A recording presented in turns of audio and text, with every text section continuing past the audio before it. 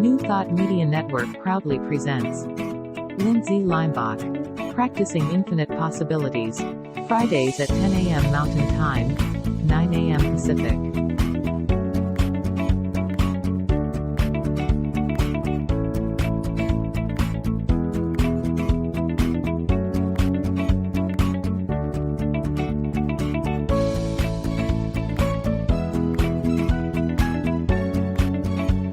And now, here's Lindsay. Good morning, everyone.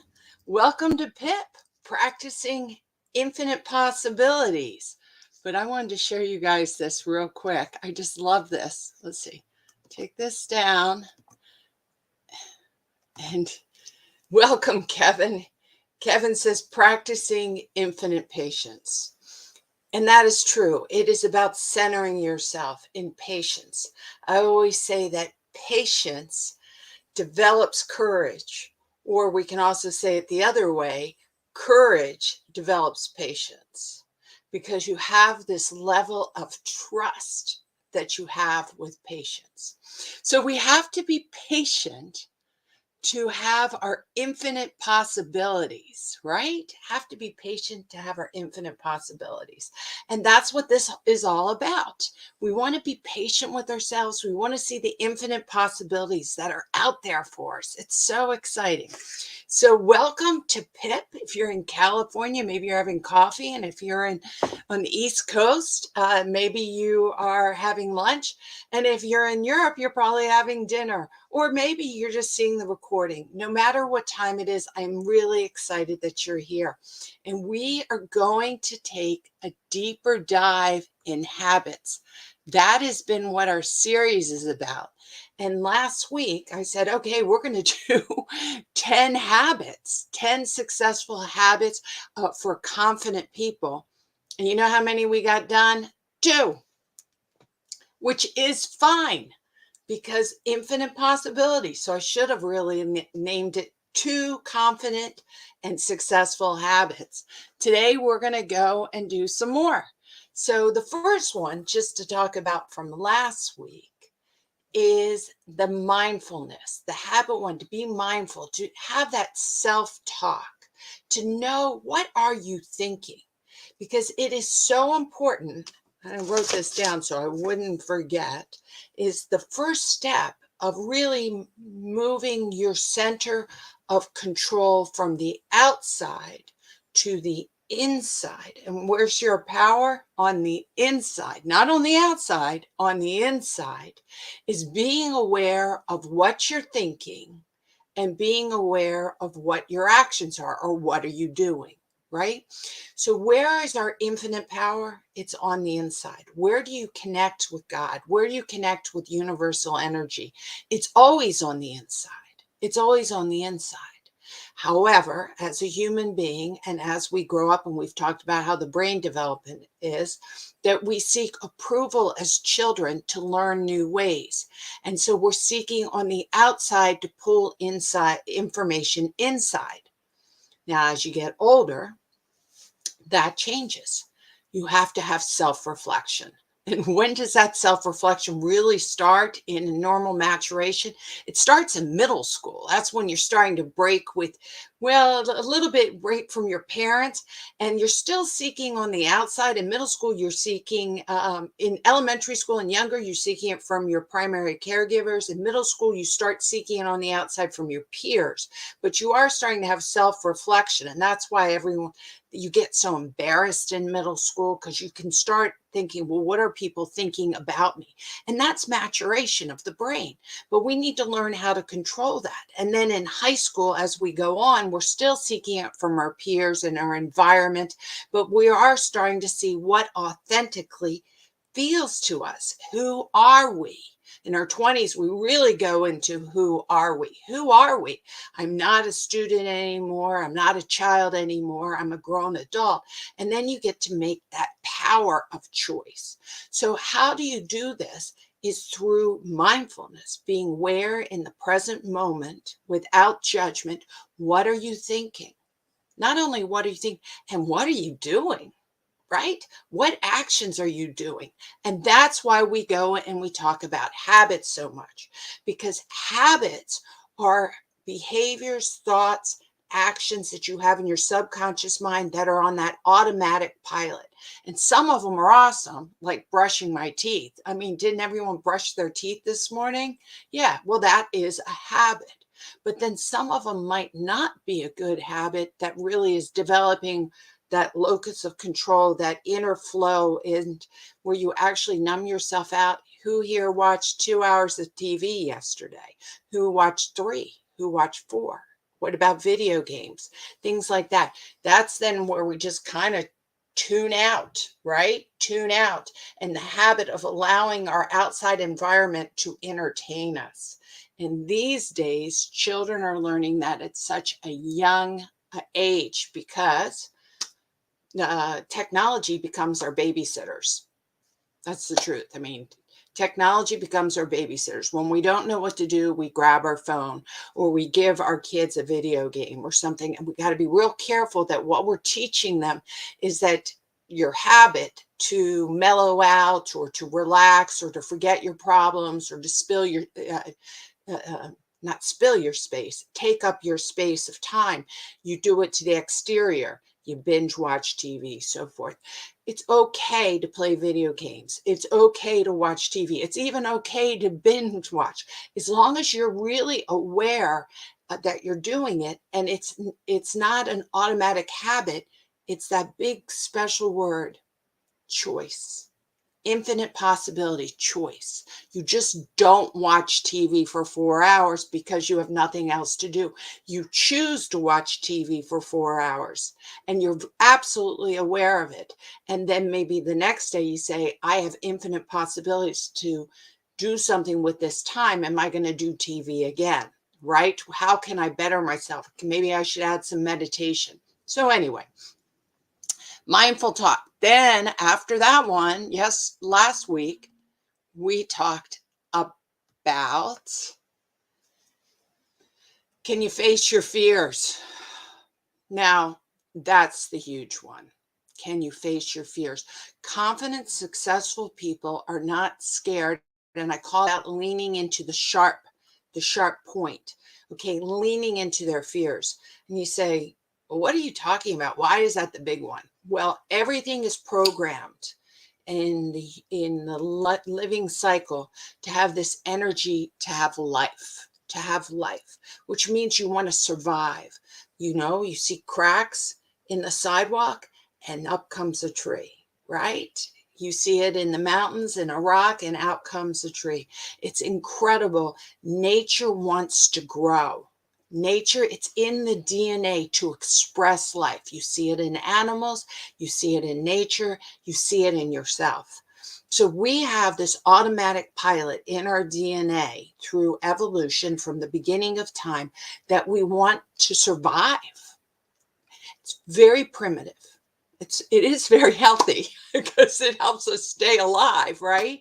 But in the same difference, it can generate great fear, worry, and anxiety to us because it gets triggered that we have a threat in this world when we don't have a threat. So I'll give you an example. Yes, you could say the news is very, very threatening. Well, it is. It's going to tell you about bombs and murders and all these things. And it triggers inside your brain system that could be happening in your house at that time. When you're witnessing that, your amygdala is going off and you're going into a fear state. You're going into a worry, anxiety state. That's what it's done. It's programmed that if you see something dangerous, right? If you see something dangerous, then you need to be on alert. Well, when we were going through evolution, they didn't say except on TV or except in the movies or except on your phone. It didn't work that way. It's whatever you see, real or unreal, or even imaginative, whatever you see activates the amygdala and it throws us into that fear state. And when we go into that fear state, we go on automatic pilot trying to survive and we start shutting down our higher level of thinking and we're going into our primitive thinking. And when we go into our primitive thinking, we get very egocentric. We become the main character in our story, right? And what happens? Empathy, compassion, problem solving, all those different things start shutting down. So we don't want to go into fear state. You can go into concern state. I got that. But you don't want to go into that fear state. You want to make sure that you have your energy flowing through your whole body, from your heart to your mind, while you're making these infinite choices, these higher level consciousness of choices. So we need to remember that we are programmed to go into fear state very fast. And then through practice, we can say, wow, this is triggering me. I'm going to turn off the TV. I'm going to get myself centered in God, in love, in my higher self. And then I'm going to choose what I'm going to do today. Then I'm going to choose where I'm going today. It's very important. So confident people, successful people can lean into the fear and recognize it mindfully, but they don't allow themselves to get triggered by it. They can allow themselves to go to that higher state of problem solving, of compassion, of giving. Wow. And that's when you're entering the flow. That is when you're entering the flow. It's not that you're numbing out your fear. It's that you're facing your fear. And we talked about rating it last week, which is really good. 10 is that, we've had an earthquake and it's a major emergency. I'm in California, so it pops in my head. Okay, that's a 10, right? 1 is I saw a movie that, look, I just want everyone to say hi to Bubba. Hi, Bubba. That you saw a movie. It's not even real, but it's gotten you into that fear state. And then you take off the movie and then your body is still registering in that fear state. I actually did that to myself last night. I watched like a documentary about a horrific murder. I shouldn't have watched it. It was true, but it happened in the 1961. And then when it was over, I was like, what did I do? I have to take responsibility to what I watched. I'm like, I cannot believe that I watched that. And now I'm going to go to bed. Because what's going to happen is that I got myself in that, the amygdala went off. I went in that fear state. And then I had wild dreams because my dreams are coming from the last thing, especially the beginning of your dreaming cycle. You usually do 3 or 4 dreaming cycles. The first cycles are the last things you thought about. I did it to myself. I take full responsibility. Don't watch that stuff before you go to bed. And don't watch it when you first wake up because you're programming your day. Right? All right, let's see. Go up to my comments. I'm so that Kevin is with me. I see that a few of you guys are online with me, and I really do appreciate it. Feel free to write comments in and say hi. It's the only way I know if you're online with me is if you write in the comments, hey. So let's go back to our banners. All right, we're going to go down to our next successful habit. I love this one. How do you like this one? There is always a choice and you don't second guess it. Now let's hold that. You always know. So confident, successful people know that they always have a choice. We always have a choice. You even know that if you are not choosing, that is a choice. So basically, you're taking yourself away from that victim attitude that things happen to you. What they happen is through you. So no matter what it is happening through you. In other words, yes, the world is happening, but how you respond to it is your choice. So I love the ABCs of PIP, and I haven't talked about it in a while. And actually, indirectly, I talk about it every time. Confident people realize that they're aware of what's going on. They take a breath to calm themselves out of that fear state or the worry state or the anxiety state. They just get themselves centered. And then they have that seed, that power of choice. That is the infinite wizard, witch, love, God, energy power. I don't know what you're going to talk about, what you want to make it, but you get to have choice. That is your God-given gift to create your own life the way you want it. Is through your choices. Through your choices. So be aware, take your breath so you're not in that fear state, and then go ahead and make a choice. Wow. Now, the second part of what I was talking about in this one is that you don't have regrets. Whoops, came back up. So you don't have regrets. I don't mean that you don't second guess, is the way I wrote it. You don't second guess it. I'm not saying that you don't analyze and learn. But once you make a choice, you realize, and if you're making it from the higher level, then you've got to trust.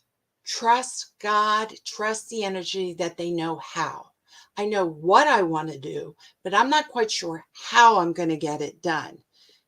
Go into that flow. You go into that flow.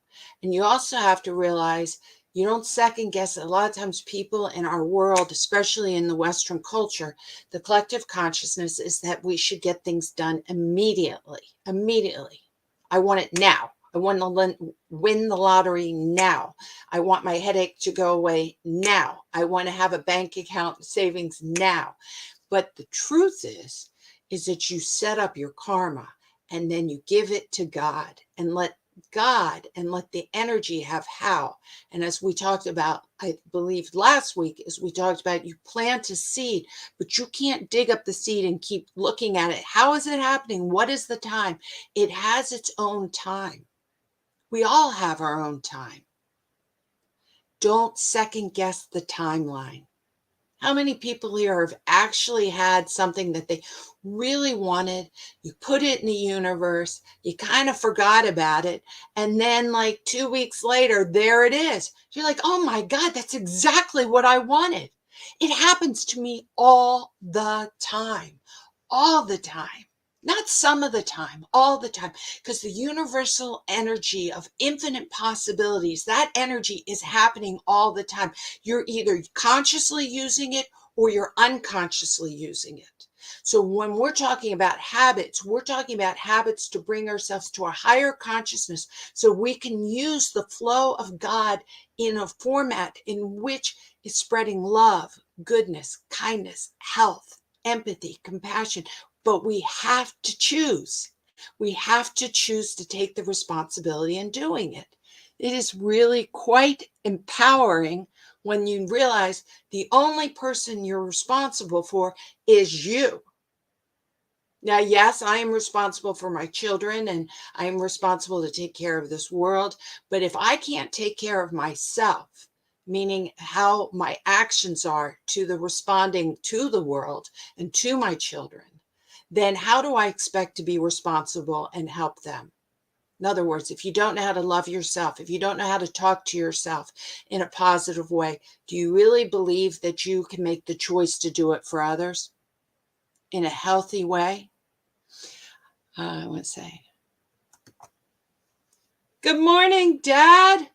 We're on the move today. We will finish listening later. Oh, well, thank you for popping in and saying hi to our community. I always like to have my parents with me.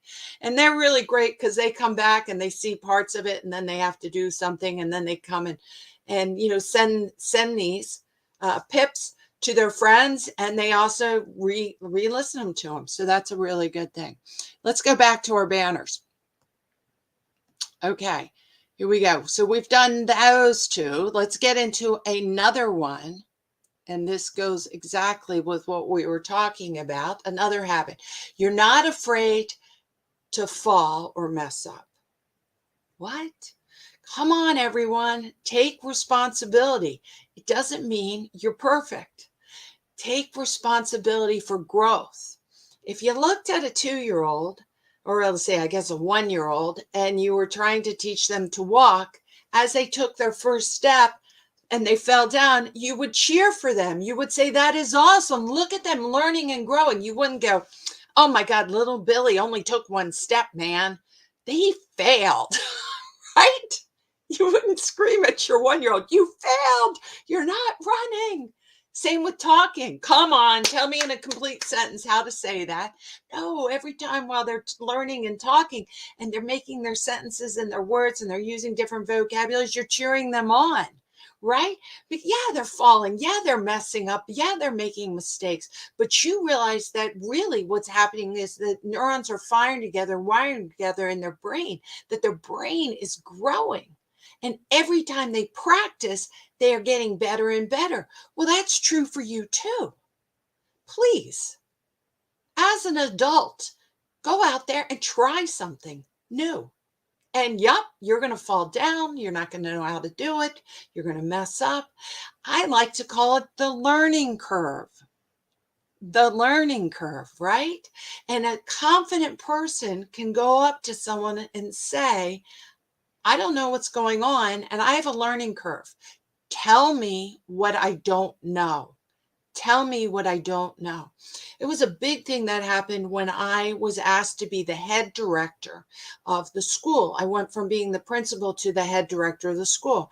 I didn't know, I kind of knew what a head director did, but it was a big jump. It's not like I went through any training program. I didn't get my MBA or something like that in leadership and directing. It was kind of evolution how I got my job through my own experience, which means I didn't have an experience of being the head director. I've always witnessed it from the outside. So that my new boss, who was in charge with my connection to the board and the parent organization, I said to him, "You have to tell me what I don't know, because I won't even know to ask you what it is." That's why they picked me, because I was confident that I was okay, that I could learn and I could grow, and that I knew that I'd make mistakes just out of ignorance, and that I need to have really good feedback.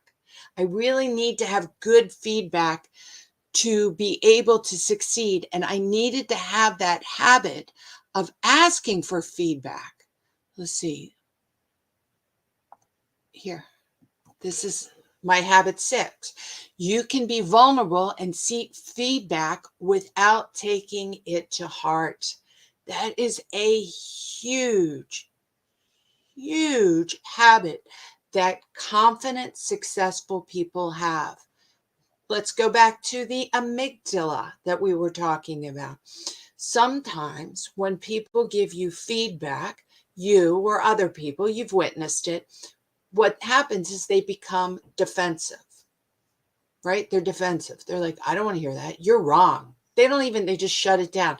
You know who gets really defensive with feedback from parents? Middle schoolers. We'll go back to the middle schoolers. They don't want to be told what to do by their parents. They're trying to figure it out on their own. They go that they don't want that feedback, but they are not confident. They are not confident. If anything, they're very, very insecure. And it's because everything is so new to them as a middle schooler, breaking away from young childhood into being a teenager. Well, that's the same with adults.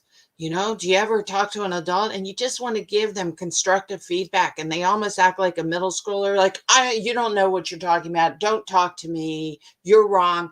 They're thinking more about how to reply to tell you you're wrong than to listen to what you're saying. That is because they don't have the habit of feedback. So that's why, and it's very important. I'm going to go to the next habit here, is that you're aware and select with who you spend your time with, your friends, your shows, and your media. But let's go with your friends. You want constructive feedback, okay? But you're not asking for validation, okay? It's not that. It's nice to know when you do a job good. Got it. Thank you. So I can repeat that and do it better. But I would prefer constructive feedback so I can learn and grow, so I can become better. But you do have to make sure that you're asking the right person. And that is a habit that that confident, successful people have, is that they know who to talk to. You know who to talk to. When I was the director at Park Hill, parents would come in and I had to interview the parents and interview the child that was thinking about coming to our school, and they all needed help. And quite often when I met with the parents and the child wasn't there, I'd say, well, obviously he needs special needs. That's why he's coming to our school, right? That's the whole purpose of coming to my school. It was for emotionally disturbed or emotionally challenged children that might be attention deficit, oppositional defiance, different high-end autism. They have different issues. Anyway, and they'd say, I'm really not quite sure. It's hard for me to tell you the behaviors of my kid. I don't see it. And next question I'd ask them is, what is the behaviors of his closest friends? And they'd all go, oh, well, let me tell you. Little Billy got caught stealing a car. Bobby skipped school. And I think Fred's getting high every day. And I say, and your child? Oh, that's not my child. And I'd be like, that's your child. That's your child. Your closest friends will mirror what is comfortable for you. Your closest friends will mirror what's comfortable for you. You can feel accepted in the group, right? And that's what we want acceptance in the group. So you will hang out and you will modify your behaviors to match the people you want to be with. So if a group, and we're going back to the kids I was working with, they're like, yeah, all his friends smoke pot, I know it, but I don't think Billy does. If all his close friends smoke pot, Billy smokes pot. Just call it out what it is, guys. We are the habit of being around people that we like, that we feel comfortable with, is who we spend our most time with. It's who we choose. It might not be healthy, but this is where the confident, successful people and the ABCs, being aware, taking a breath, and making a choice. Look around at your friends. Look around at your friends. Do they have habits? Do they have an attitude? Are they mindful? Are they taking responsibility? Are they sending themselves into the higher consciousness, into the flow of God? If the answer is yes, then say amen to yourself. Please say amen. Keep that up going. Keep it going. Those are perfect people to be with, right? If you want to learn new habits that you see other people have, hang out with those people, because then what they do will go into your RAS, your reticular activating system, your filter system, and you'll keep being triggered and reminded to do those habits, right? So be responsible. Make the choice of who you hang out with, what you watch on TV, what you read, what you listen to. Are all those things cues and triggers that pull you to your higher self so you can be your very authentic best, to be in the flow with God, to be manifesting what you want? If the answer is yes, keep doing it. Keep doing it. And if the answer is no, remember to go back to that self-talk. Don't beat yourself up. Because if you beat yourself up, then you're planting those negative thoughts about yourself in yourself. And we don't want that to be a habit. You say, time to learn and grow. Time to try something new. Now, sometimes, let me see if I can get.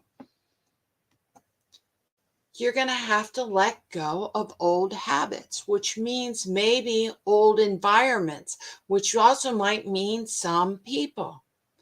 Now, I don't mean let them go in a cold-hearted way, cut. I mean, if they're really doing something that's extremely negative, then maybe sometimes the cut is what you need to do. But what you have to do is change your relationship with the person. Change the relationship with your person. So if you have an old friend, let's just say that you've had for 20 years, since childhood, they're like sisters, maybe even have a sister, and they are a naysayer. They're a naysayer. They're not mindful. You've changed a lot, but they don't let you change. They keep bringing up childhood things when you did things way different, and they don't let you grow. Okay, you might not want to cut them off because they're deep in your heart and you love them. What you have to do is let go of the relationship you have with them. In other words, you're not seeking their approval anymore. You can still communicate with them. You still can love them. You can even, you can like them. You don't have to like their behaviors, but you can like them as human beings. But you change their relationship that you have with them. In other words, you don't take their words in as validation. You don't take the words in as validation. Well, oh my gosh, how did I get to 30 minutes already? What a great class. I just want to thank everyone. So keep changing relationships that are very, very positive for you, right? Keep changing them. And like I said, you don't have to cut them out, but you let go of the old relationships. Well, next week, we're going to cycle in and do one more week of successful habits and understanding how we're programming our prefrontal cortex, our subconscious mind, and our middle part of our brain. And we're programming with our prefrontal cortex out of responsibility for ourselves, out of choice, out of self-talk, out of awareness, out of breath, out of allowing God to flow through us, right? And connecting our heart and our mind. I want to thank everyone who's come today to be on the PIP program. Remember that you can share this with other people that you think might need it, that could help them. That's why I do it. I'm so happy to be here. And remember that New Thought Media Network is a nonprofit organization and loves your donations. If for some reason you guys all would like to have a further conversation with me, hey, get in touch with me. You can message me on Facebook. You can get in touch with me through centeredmoment@gmail.com. And I want you to know I do coaching and I help people make this exact shift. This is exactly what I do. How to bring happiness, how to be able to be aware, how to let go what's not serving you in the present moment. And it is my greatest joy to help people change in the better for their authentic self. And then therefore they live a better life. And I think the world becomes a better place. So lots of love to everybody. Blessings always. Remember practicing infinite possibilities. Until next week, this 30 minutes went by so fast because it's fun. Have a great week. Bye, everyone.